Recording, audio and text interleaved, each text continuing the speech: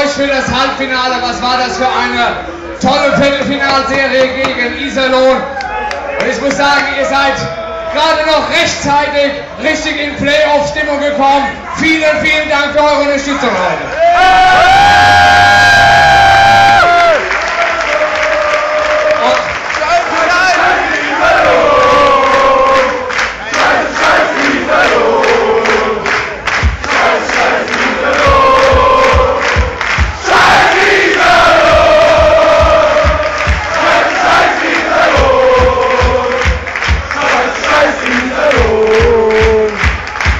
Scheiß Iserlohn! Ja, liebe Löwenfans! Scheiß Iserlohn!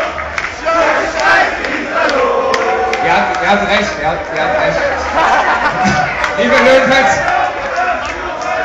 Und es kommt davon, wenn man nach 21 Jahren zum ersten Mal in die Playoffs kommt, da macht man erstmal ein paar eigene Fehler. Zum ersten Mal, man redet vor einer Playoff-Serie, vor einem ersten Spiel, mal niemals von einer Meisterschaft. Punkt 1.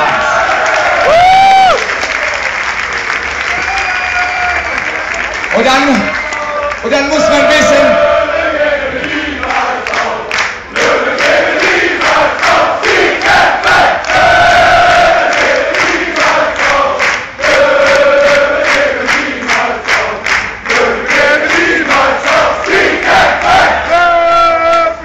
muss man wissen, dass auch in den Playoffs ein Spiel erst zu Ende ist, wenn 60 Minuten vorbei